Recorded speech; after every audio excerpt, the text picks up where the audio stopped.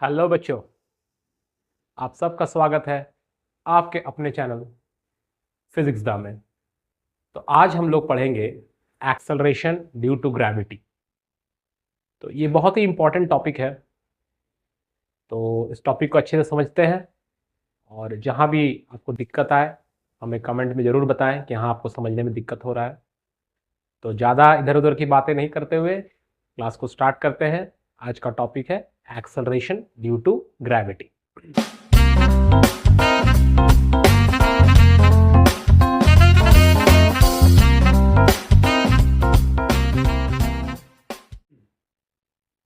तो देखो बच्चों, यहाँ पर आपको एक गोला दो गोला दिख रहा होगा। एक गोला बड़ा, एक गोला छोटा। तो जो बड़ा वाला गोला है वो यहाँ पर अर्थ को रिप्रेजेंट कर रहा है और छोटा वाला गोला किसी ऑब्जेक्ट को रिप्रेजेंट कर रहा होगा। ठीक है, तो इसको हम लोग अर्थ मान लेते हैं। ये बड़ा वाला गोला किसको रिप्रेजेंट कर रहा है? हमारी पृथ्वी, अर्थ को। और ये छोटा वाला गोला किसी एक ऑब्जेक्ट को रिप्रेजेंट कर रहा होगा। ठीक है, किसी ऑब्जेक्ट को रिप्रेजेंट कर रहा होगा। ये छोटा वाला, छुटकू सा जो है वो ऑब्जेक्ट को रिप्रेजेंट कर रहा होगा।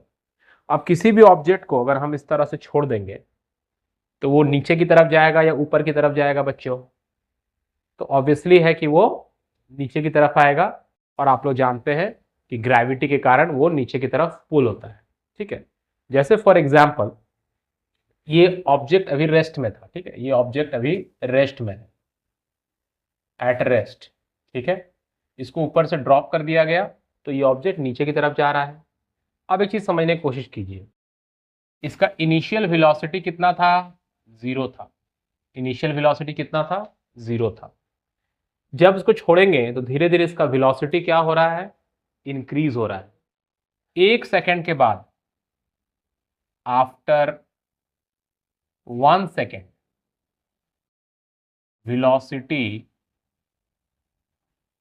velocity of the object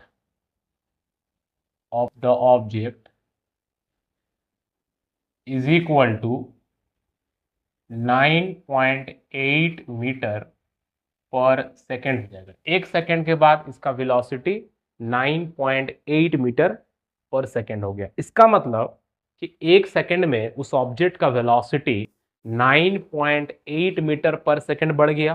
पहले इसका वेलोसिटी कितना था? इनिशियली रेस्ट 0 पे था। 1 सेकेंड के बाद उसका वेलोसिटी 9.8 मीटर पर सेकेंड हो गया। ये कैसे हो रहा है और 9.8 मीटर पर सेकेंड ही क्यों हुआ, इसको समझने का हम लोग कोशिश करते हैं। चलिए, लेट मास ऑफ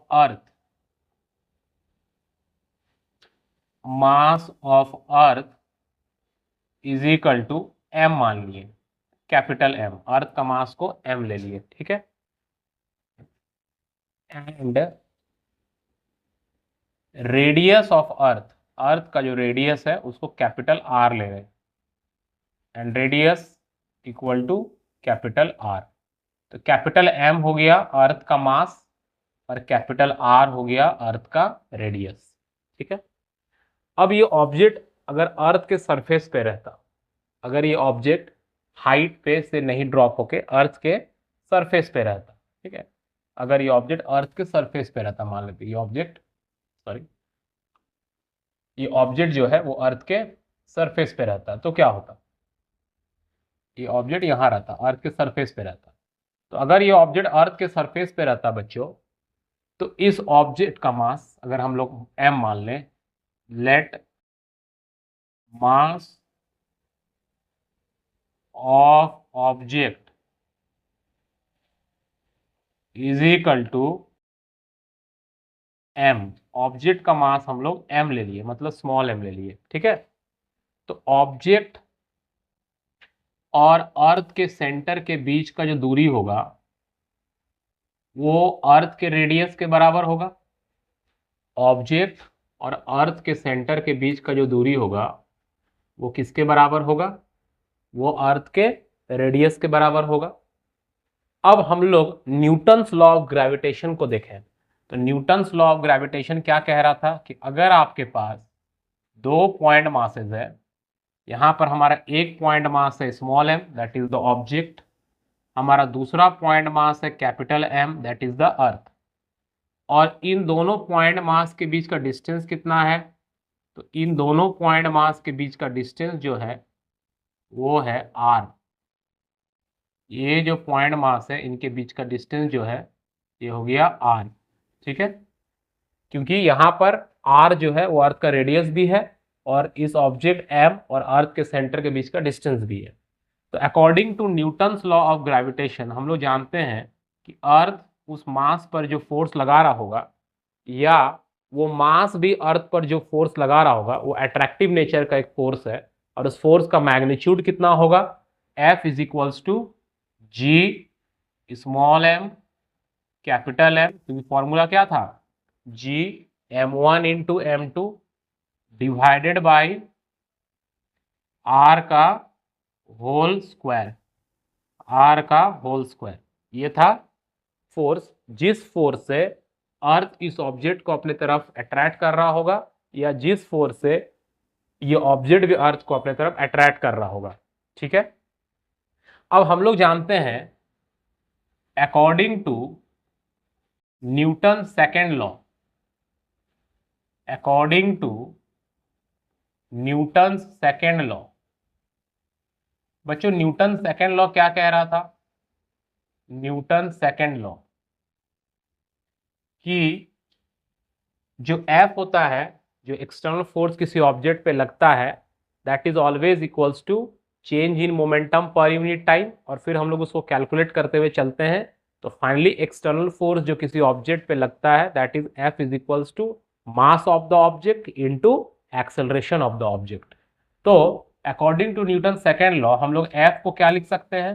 क्योंकि F अगर हम ये मान लें कि इतना फोर्स से इतना फोर्स लगा रहा है अर्थ इस ऑब्जेक्ट पे, तो अर्थ जो फोर्स लगा रहा है इस ऑब्जेक्ट पे, वो तो इस ऑब्जेक्ट के लिए एक्सटर्नल फोर्स हो गया, बाहर से लगने वाला फोर्स हो गया। तो वो फोर्स इज इक्वल टू हो जाएगा ऑब्जेक्ट का मास इनटू ऑब्जेक्ट का एक्सेलरेशन। ठीक है, तो हम लोग F के जगह पर क्या लिख सकते हैं? M इंटू ए, और M इंटू ए किसके इक्वल आ जाएगा?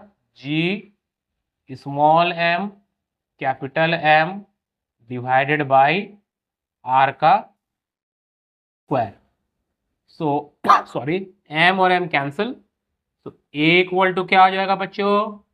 G that is universal gravitational constant, M capital that is mass of earth divide by R that is radius of earth का होल स्क्वायर। तो ये हो गया इस ऑब्जेक्ट में प्रोड्यूस होने वाला एक्सेलरेशन। अब इस ऑब्जेक्ट में जो एक्सेलरेशन प्रोड्यूस हो रहा है वो किसके कारण हुआ? उस फोर्स के कारण हुआ जो फोर्स ये अर्थ लगाया इस ऑब्जेक्ट पे। तो इस फोर्स को हम लोग बोलते हैं फोर्स ऑफ ग्रेविटी। अर्थ जो उस ऑब्जेक्ट पे फोर्स लगा रहा है बच्चों, उसे हम लोग क्या कहते हैं? Force of gravity due to earth. ठीक है, सो इसको हम लोग क्या कहेंगे? इसको हम लोग बोलते हैं एक्सेलरेशन ड्यू टू ग्रेविटी। क्या बोलते हैं बच्चों? Acceleration due to gravity. So हमारा एक्सेलरेशन ड्यू टू ग्रेविटी को हम लोग स्मॉल g से डिनोट करते हैं। वो भी एक तरह का एक्सेलरेशन ही है, आप ए से भी डिनोट कर सकते थे, बट क्योंकि वो एक स्पेशल फोर्स है। क्यों स्पेशल फोर्स है? क्योंकि उस फोर्स को पृथ्वी लगा रहा है किसी ऑब्जेक्ट पे, तो उसको एक स्पेशल वेरिएबल दे दिए हम लोग स्मॉल g। तो स्मॉल g का मतलब क्या हुआ? Acceleration due to gravity. तो acceleration due to gravity is equal to क्या हो गया बच्चों? g that is universal gravitation constant, m that is mass of the earth divide by r का square. So this is acceleration due to gravity का आ गया formula. Acceleration due to gravity का आ गया फॉर्मूला। क्लियर है आपको यहाँ पे? अब ये देखिए, ये जो एक्सेलरेशन ड्यू टू ग्रेविटी का फॉर्मूला आया, ये किस किस फैक्टर पे डिपेंड कर रहा है? Capital G. कैपिटल जी क्या है यहाँ पे? What is capital G? Capital G आप लोग जानते हैं बच्चों, कैपिटल जी हमारा है यूनिवर्सल ग्रेविटेशनल कांस्टेंट, राइट? अब यूनिवर्सल ग्रेविटेशनल कांस्टेंट का मतलब हुआ कि ये वैल्यू का इस चीज का वैल्यू ऑलवेज कांस्टेंट रहेगा। यूनिवर्सल ग्रेविटेशनल कांस्टेंट हो गया कैपिटल जी का वैल्यू मतलब राइट, जिसका वैल्यू हम लोग जानते हैं कि 6.67 इंटू 10⁻⁻11 न्यूटन मीटर स्क्वायर पर केजी स्क्वायर है। ठीक है, इसका वैल्यू फिक्स है। आप पूरे ब्रह्मांड में, पूरे यूनिवर्स में कहीं भी रहे, इस कांस्टेंट का वैल्यू फिक्स है। और m क्या रिप्रेजेंट कर रहा है बच्चों? m रिप्रेजेंट कर रहा है मास of earth, right. So mass of अर्थ हो गया आपका 6 इंटू 10⁻24 kg। मतलब ये भी क्वांटिटी जो है वो कांस्टेंट हो गया, राइट। और r क्या रिप्रेजेंट कर रहा है? r रिप्रेजेंट कर रहा है रेडियस ऑफ अर्थ। अर्थ का रेडियस कितना है? 6.4 इंटू 10⁻6 मीटर।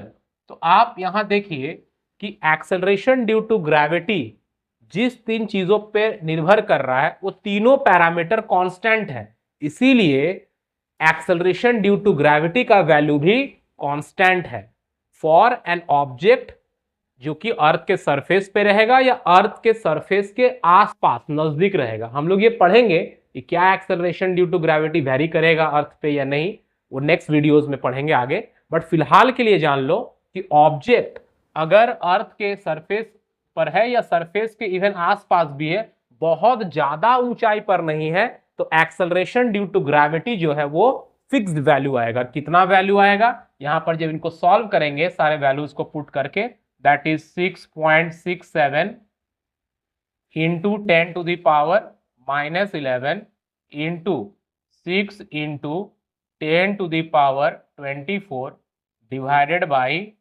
रेडियस हो गया 6.4 into 10⁻6 का होल स्क्वायर। इसको सॉल्व करेंगे तो ये अप्रोक्सीमेटली हमको वैल्यू देगा 9.8 metre per second square, 9.8 metre per second square.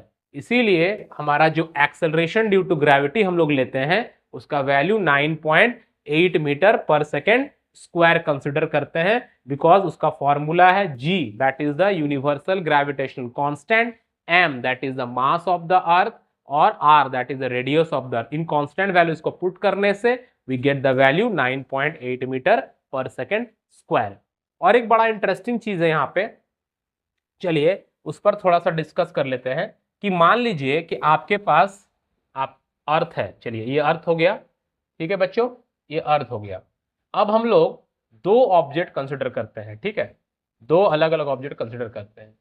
मान लीजिए ये एक ऑब्जेक्ट हो गया और अर्थ के नजदीक, मतलब बहुत ज्यादा हाइट पे नहीं है, जैसे आप क्लासरूम में बैठे हुए हैं और अपना हाथ को ऐसे ऊपर करके दो चीजों को ड्रॉप कर रहे हैं, ठीक है। एक चीज मान लीजिए एक छोटा सा कोई बॉल है और दूसरा मान लीजिए एक कोई ब्लॉक या ऑब्जेक्ट इस तरह का, ठीक है। अब दोनों को ड्रॉप कर रहे हैं, दोनों का मास अलग अलग हो सकता है, दोनों का मास अलग अलग मान लेते हैं। तो क्या दोनों का एक्सेलरेशन सेम होगा बच्चों? दोनों रेस्ट में है और दोनों को आप ड्रॉप कर रहे हैं, तो क्या दोनों का एक्सेलरेशन सेम होगा या दोनों का एक्सेलरेशन अलग अलग होगा? जस्ट फॉर एग्जांपल अगर हम लोग कंसिडर करें कि आपके पास ये एक मान लीजिए स्टिक है और आपके पास ये एक पेन है, दोनों को अगर हम ड्रॉप करते हैं तो क्या दोनों का सेम हाइट से अगर हम छोड़ते हैं कि दोनों का एक्सेलरेशन सेम होगा? बिल्कुल सेम होगा। क्यों दोनों का एक्सेलरेशन सेम होगा बच्चों? इसलिए दोनों का एक्सेलरेशन सेम होगा क्योंकि अभी जो हम लोग फॉर्मूला निकाले थे एक्सेलरेशन ड्यू टू ग्रेविटी का, वो फॉर्मूला क्या आया था? Small g is equal to capital G m divided by r का स्क्वायर आया था, बिल्कुल आया था, यही फॉर्मूला आया था। यहां पर आप देखिए क्या इस फॉर्मूला में, ये तो एक्सेलरेशन ड्यू टू ग्रेविटी का फॉर्मूला है, मतलब इस दोनों ऑब्जेक्ट में जो एक्सेलरेशन उत्पन्न होगा उसका फॉर्मूला है। तो क्या ये एक्सेलरेशन किसी भी तरह से बॉडी के मास पे डिपेंड कर रहा है? नहीं डिपेंड कर रहा है। बॉडी का मास फॉर्मूला में आया? नहीं आया। मतलब एक्सेलरेशन ड्यू टू ग्रेविटी जो होता है बच्चों वो इंडिपेंडेंट होता है, इंडिपेंडेंट होता है। किस पे इंडिपेंडेंट होता है? Independent of mass of object, mass of object. Object के मास से इसको कोई मतलब नहीं है, किसको? एक्सेलरेशन ड्यू टू ग्रेविटी को। बट एक चीज ध्यान रखना है, मैंने कहा कि एक भारी चीज है एक हल्का चीज है, दोनों को सेम हाइट से ड्रॉप करेंगे तो दोनों का एक्सेलरेशन सेम होगा। बट यहां पर एक चीज ध्यान रखना है, यहां पर एक कंडीशन है कि नेग्लेक्टिंग एयर रेजिस्टेंस या एयर का effect, neglecting effect of air, है ना, एयर इफेक्ट, एयर का जो प्रभाव है, हवा का जो प्रभाव है, उसको हम लोग यहाँ पर नेग्लेक्ट कर रहे हैं, तब ये चीज होगा।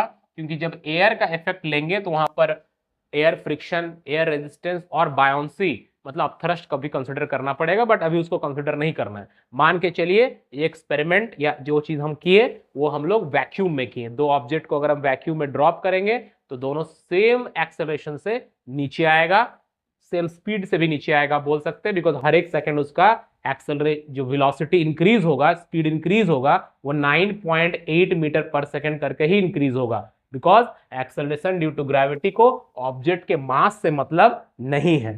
तो ये आपको समझ में आया, this is about acceleration due to gravity. तो एक्सेलरेशन ड्यू टू ग्रेविटी का फॉर्मूला है जी, small g is equals to capital G, that is a universal gravitational constant into mass of earth. अगर हम किसी और प्लैनेट में बात करेंगे बच्चों, उस प्लैनेट का मास लेना पड़ेगा और उस प्लैनेट का फिर रेडियस लेना पड़ेगा। अब देखिए दूसरा चीज क्या है कि आपने एक वर्ड सुना होगा वेट ऑफ ऑब्जेक्ट, वेट। अब ये वेट क्या होता है, एक वेट होता है इंतजार, जैसे हम लोग भी टीचर वेट करते हैं कि आप लोग पढ़ेंगे और अच्छा मार्क्स लाएंगे, वो भी एक तरह का वेट है। एक वेट होता है भींगा वाला वेट कि कपड़ा भींग गया, बट वो यहां पर है वेट, वेट मतलब भार। तो वेट क्या होता है, वेट होता है एक फोर्स, वेट बेसिकली क्या होता है बच्चों, एक फोर्स होता है। कौन लगाता है ये फोर्स, फोर्स अप्लाइड, कौन लगाता है, applied by earth, applied by earth on every object, on every object, on every object to pull it, to pull it towards, to pull it towards the center, to pull it towards the centre. ठीक है ना, अर्थ एक force लगाता है हर एक object पे, जैसे इसका वेट होगा, इसका वेट का मतलब वो फोर्स जिस फोर्स से अर्थ किसी ऑब्जेक्ट को अपने सेंटर की तरफ पुल कर रहा है। अब देखिए मजेदार बात, वेट एक फोर्स है, तो वेट को अगर हम W लिख रहे हैं, मान लीजिए रिप्रेजेंट कर रहे हैं W से, तो वेट क्या है, एक फोर्स है। ठीक है, फोर्स को हम लोग कैसे निकालते हैं, मास इंटू एक्सेलरेशन करेंगे तो फोर्स निकल जाएगा, करेक्ट। अब इस ऑब्जेक्ट का मास मान लीजिए कि m है, इस ऑब्जेक्ट का मास मान लीजिए m है। अब इसमें जो एक्सेलरेशन पैदा हो रहा है वो किसके लिए हो रहा है, ग्रेविटी के कारण हो रहा है, और उसी एक्सेलरेशन को हम लोग क्या लिख रहे हैं, स्मॉल g लिख रहे हैं। तो वेट क्या हो जाएगा, W is equal to m into g. तो वेट कैसे निकालेंगे, मास ले लीजिए ऑब्जेक्ट का और उसको एक्सेलरेशन ड्यू टू ग्रेविटी से मल्टीप्लाई कर दीजिए, you will get the weight. समझ में आया, तो weight is equal to m into g होता है। ठीक है, अब जैसा कि अगर g कांस्टेंट रहेगा, g अगर कांस्टेंट है, मास तो कांस्टेंट रहेगा तो w भी कांस्टेंट होगा। बट अगर g वेरी कर रहा है ड्यू टू एनी रीजन, वो फैक्टर्स हम लोग पढ़ेंगे कि g कैसे कहां पर क्यों वेरी कर रहा है, तो जब g वेरी करेगा तो हमारा w भी वेरी कर जाएगा। मतलब अगर किसी प्लैनेट का g जो है वो अर्थ के g का डबल है, तो उस प्लैनेट में आपका जो वेट होगा वो भी डबल हो जाएगा। ठीक है, तो this is all about acceleration due to gravity and weight of object. Next class में हम लोग इन पर कुछ क्वेश्चंस बनाएंगे और आगे के टॉपिक्स को फिर पढ़ेंगे। अगर आपने हमारे चैनल को सब्सक्राइब नहीं किया है तो सब्सक्राइब कर ले, और अगर आपको हमारे चैनल से फायदा हो रहा है, अच्छा लग रहा है, तो आप इसको लोगों तक शेयर भी कर सकते हैं। थैंक यू, मिलते हैं नेक्स्ट वीडियो में।